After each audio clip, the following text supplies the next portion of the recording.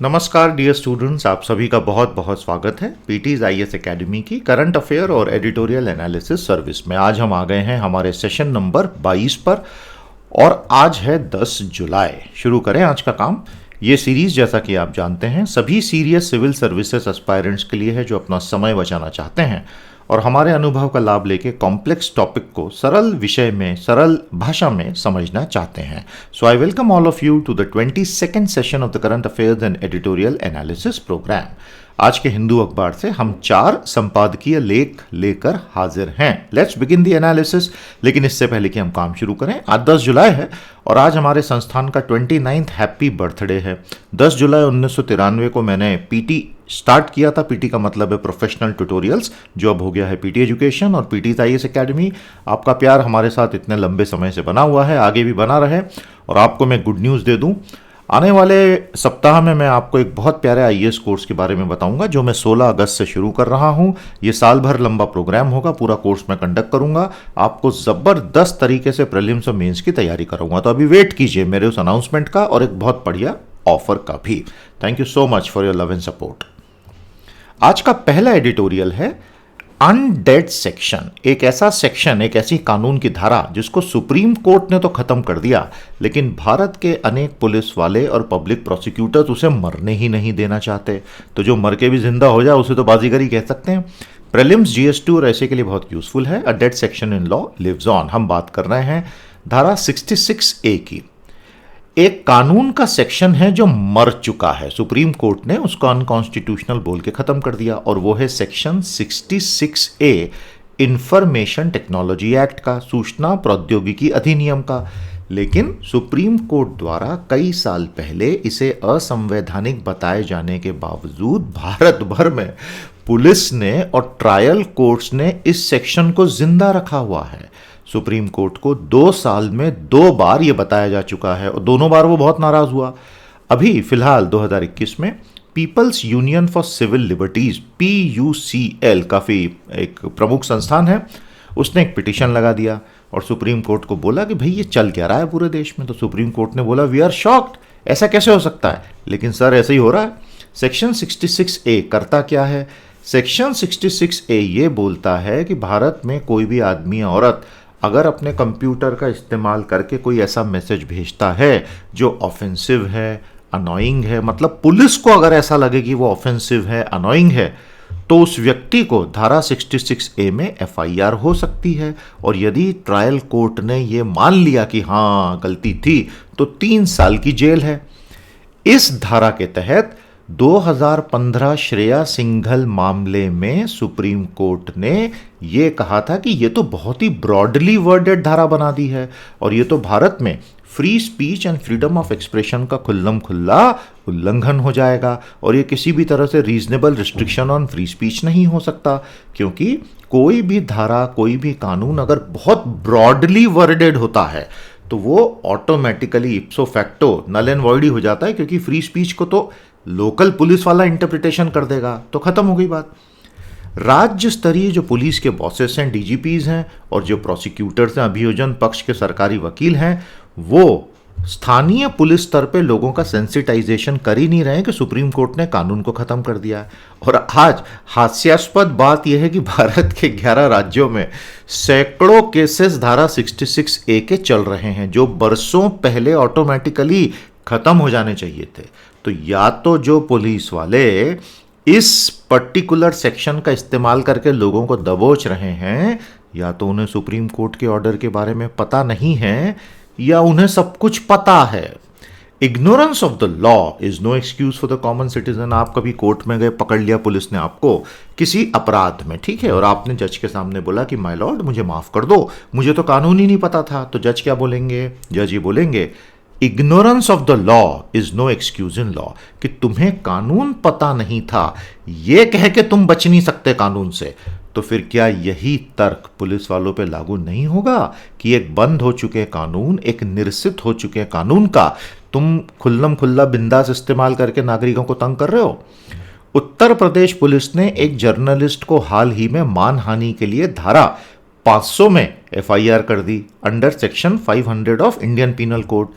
जबकि supreme court की ruling आ चुकी है कि डेफेमेशन कभी भी एफआईआर के थ्रू नहीं होगा, केवल कोर्ट में प्राइवेट कंप्लेन से होगा। तो उत्तर प्रदेश की पुलिस भी संविधान के ऊपर ही उड़ गई है।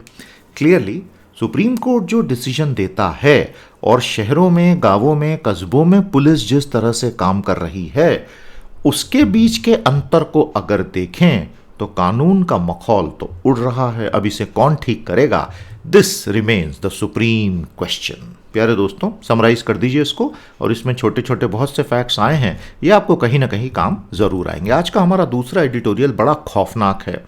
प्रीलिम GS3 और ऐसे में काम आएगा, मर्डर ऑफ अ प्रेसिडेंट। अभी कुछ दिनों पहले आपको पता है कि हैती के जो राष्ट्रपति महोदय हैं, जोवेनेल मोइज़े, 53 के थे वो, और उनकी वाइफ, उन पर कातिलाना हमला प्रेसिडेंशियल हाउस के अंदर हो गया हैती में। हैती एक कैरिबियन देश है प्यारे दोस्तों, काफ़ी बड़ा देश है, लेकिन बहुत गरीब देश रहा और उसकी बहुत ही वायलेंट हिस्ट्री पिछले 500 सालों की रही है। अभी जब ये असैसिनेशन हुआ तो मैंने हैती के इतिहास के बारे में पढ़ना शुरू किया। नॉर्मली वो ज़्यादा पढ़ने में आता नहीं है, और मैं तो भौचक्का रह गया जब मैंने पूरा उसको स्टडी किया। इतनी वायलेंस है हैती के इतिहास में, और वहाँ के लोगों का इतना दुर्भाग्य रहा है। अलग अलग औपनिवेशिक ताकतें, जिसमें स्पेन सबसे पहले आया, क्रिस्टोफर कोलंबस से कहानी शुरू होते हुए, फिर धीरे धीरे बाकी की औपनिवेशिक ताकतें घुस गई, फ्रांस घुस गया, फिर अमेरिका घुस गया, और हिंसा हिंसा हिंसा यही चलता चला जा रहा है, और ये उसका नया चैप्टर है।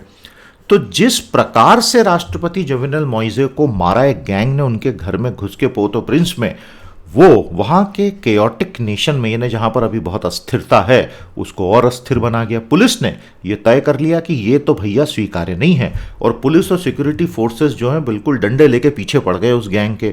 सबको पकड़ लिया गया और उन सब की परेड निकाली गई, कमरे में बिठा के मीडिया से मिलवाया गया कि ये देखो। और उनमें बहुत सारे जो हैं 28 फॉरेन मर्सेनरीज थे, विदेशों से आए हुए लोग जिनके पास सारे हथियार थे। उसमें कोलंबिया के रिटायर्ड सोल्जर्स भी हैं। तो मतलब ये तो कोई बहुत बड़ी इंटरनेशनल कॉन्स्पिरेसी और किसी बहुत बड़े आदमी ने या किसी देश ने पैसा देके ये काम करवाया। लेकिन ऐसा कोई क्यों करेगा, ये सवाल का जवाब नहीं मिला है।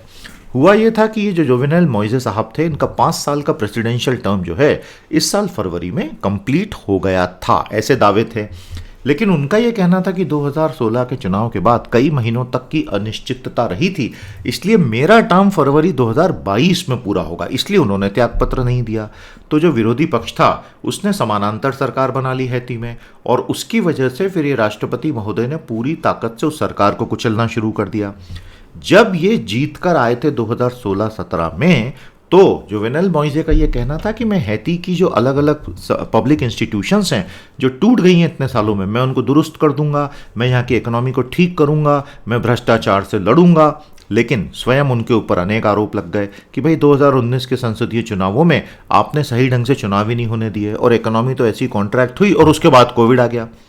हैती के संविधान के अनुसार यदि राष्ट्रपति की मौत हो जाए किसी भी कारण से, तो सुप्रीम कोर्ट का जो अध्यक्ष होता है उसको टेम्पररी राष्ट्रपति बनाएंगे। अब उस सुप्रीम कोर्ट के अध्यक्ष को तो कोविड ने मार डाला, तो अब कौन बनेगा? प्रॉब्लम यह है कि पार्लियामेंट के भाई साहब चुनाव भी नहीं करवा के गए, तो पार्लियामेंट के चुनाव नहीं हुए तो सरकार भी नहीं है। तो जो अंतरिम प्रधानमंत्री हैं क्लाउडियो जोसेफ, वो अभी पद पर आ गए हैं, और इनको मरने से 2 दिन पहले प्रेसिडेंट जोवेनेल मोइज़े ने उनको बर्खास्त कर दिया था और एरियल हेनरी को अपॉइंट कर गए थे। तो हेनरी अब क्लाउडियो को बोल रहे कि भाई तू कैसा प्रधानमंत्री, तू हट जा। तो ये अगली क्राइसिस शुरू हो गई है। तो अब समय आ गया है कि इंटरनेशनल कम्युनिटी इस सत्य को स्थापित करे कि ये किसने किया, और हैती में जो है स्टेबलाइजेशन की कोशिश करे, इलेक्शन की कोशिश हो, लेजिटिमेट गवर्नमेंट यानी वैधानिक रूप से स्वीकार्य सरकार बने, और इस तरह की लड़ाई से इस गरीब देश का तो पूरा कबाड़ा हो जाएगा। हैती की सबसे बड़ी प्रॉब्लम पिछले 20, 30, 40 सालों में ये रही है कि वहाँ पर फ्री, फेयर और क्रेडिबल इलेक्शन हो नहीं पाते हैं, और पीसफुल ट्रांजिशन ऑफ पावर हो नहीं पाता, और ये बहुत बड़ी प्रॉब्लम है। तो दोस्तों, ये थी हैती की बहुत ही दर्दनाक कहानी। ज़रूरी नहीं कि हर देश डेमोक्रेसी में सफल हो पाए, कई जगह डेमोक्रेसी इस प्रकार चुनाव सही ढंग से नहीं होने से, ये चुनावी प्रक्रिया हाईजैक होने की वजह से कोलैप्स हो जाती है। आज का हमारा अगला एडिटोरियल बेहद शानदार, बेहद खूबसूरत है। आपको याद है मैंने अभी एक स्पेशल सेशन लिया था चाइना के ऊपर, तो ये जो एडिटोरियल अभी सामने आया है ये प्रीलिम GS1 2 और ऐसे के लिए बहुत यूज़फुल है। और ये एक बहुत बड़े प्रोफेसर साहब हैं विदेश के, वो लिखते हैं कि भारत की जो डेमोक्रेसी है वो बहुत नॉइजी डेमोक्रेसी है, शोर शराबे वाली, और ये बहुत अच्छी बात है। चाइना चाइना चाइना करके हम भारत की डेमोक्रेसी को नीचा ना दिखाएं। Indian democracy versus Chinese autocracy. आपको याद होगा नीति आयोग के बहुत ताकतवर व्यक्ति हैं अमिताभ कांत, उन्होंने हाल में क्या कहा था, इंडिया है टू मच डेमोक्रेसी और इसलिए काम नहीं हो पाता है। तो ये प्रोफेसर साहब बता रहे हैं कि भाई आइए थोड़ा समझते हैं कि क्या वाकई टू मच है।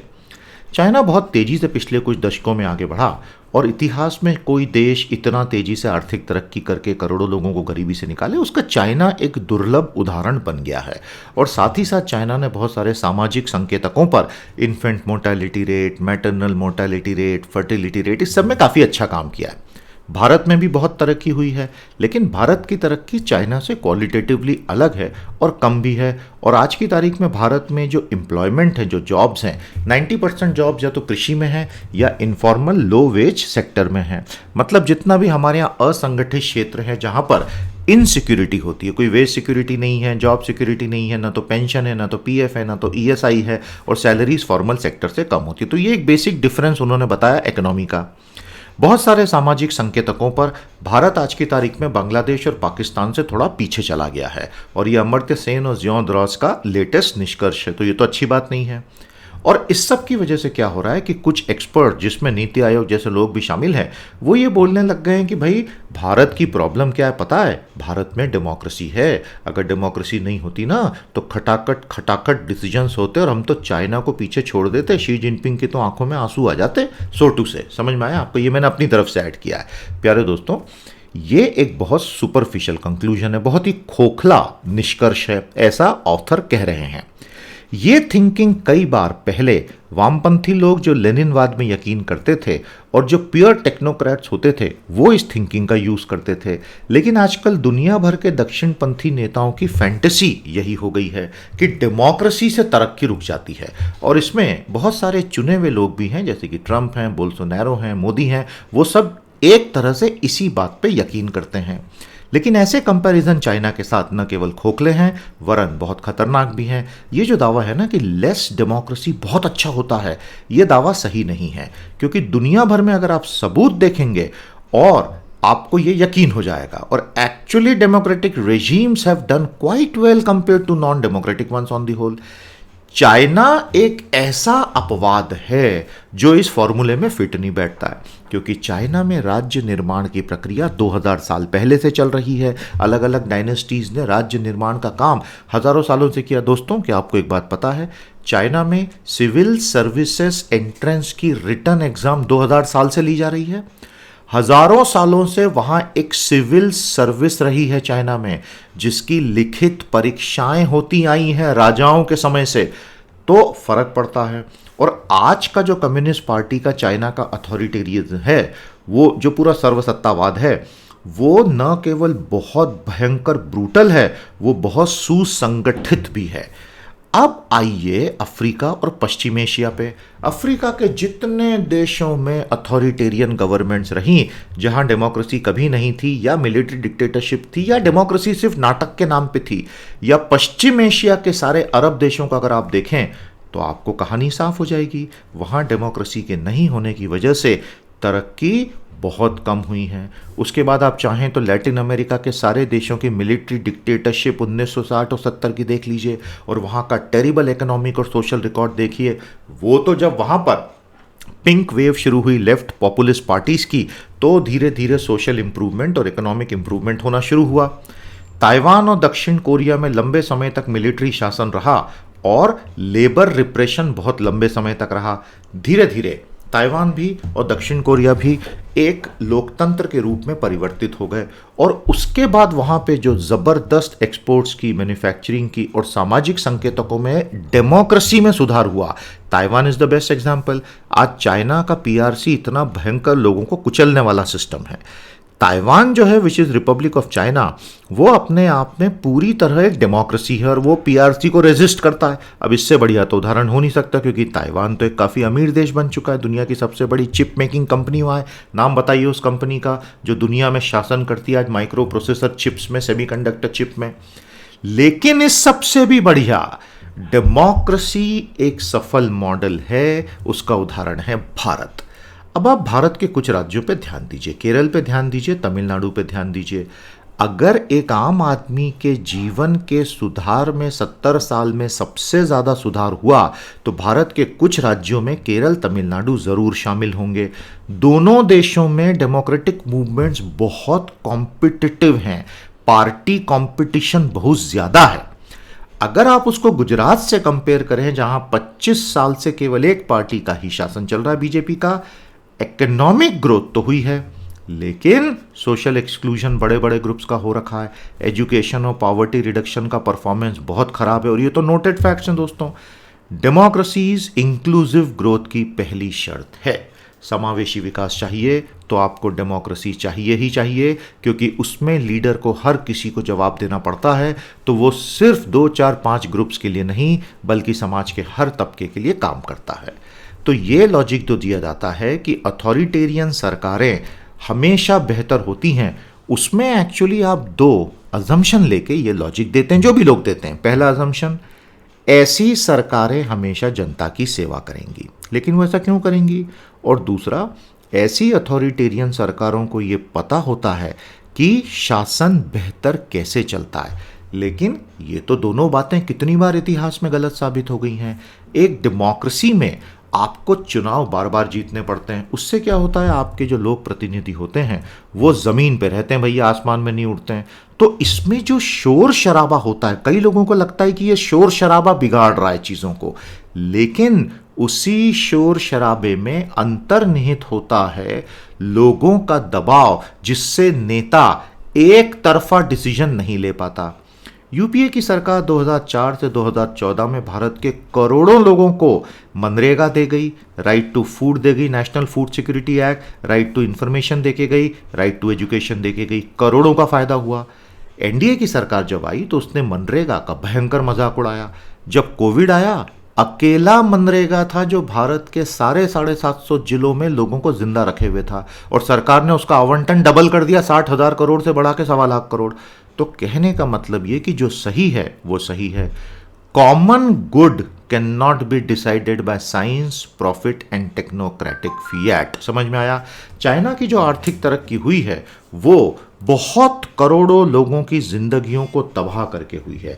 मैंने इसके ऊपर अभी बहुत बोला दोस्तों, मेरे वो 3.5 घंटे के लेक्चर को आप देख लीजिएगा, चैनल पर अवेलेबल है, कि चाइना में जिस प्रकार से civil war, cultural revolution, one child policy और आज की तारीख में वीगर मुसलमानों का सप्रेशन, अगर ये सब देख के भी आपको लगता है कि अथॉरिटेरियनिज्म बेटर है तो फिर बात ही अलग हो गई। और तिब्बत की तो कहना ही क्या, वहाँ क्या कल्चरल जेनोसाइड हुआ है।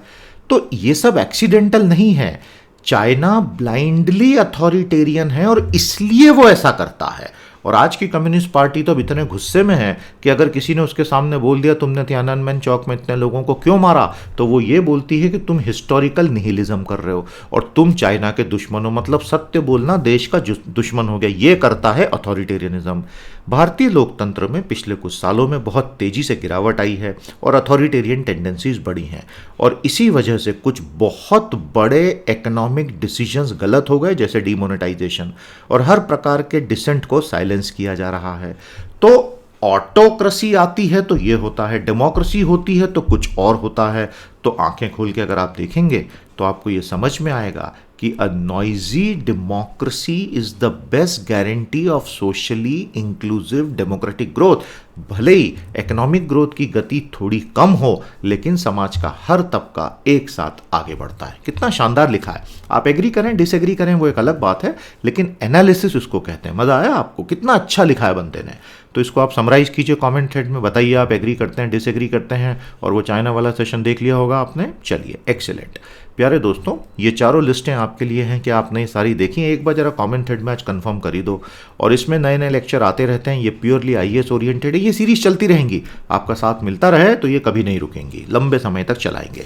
हमारे बहुत खूबसूरत कोर्सेस हैं। इसी वीडियो के नीचे आपको एक ज्वाइन का बटन भी दिख रहा होगा, आप यूट्यूब पर ही हमारे कोर्सेज ज्वाइन कर सकते हैं। सीए बूस्टर प्रीमियम में आज की तारीख में 265 सेशन लगभग 1-1 घंटे के ऑलरेडी तैयार हैं। आप आज ज्वाइन करेंगे तो इतने तो मिलेंगे, और वहाँ से हर महीने 20 नए सेशन।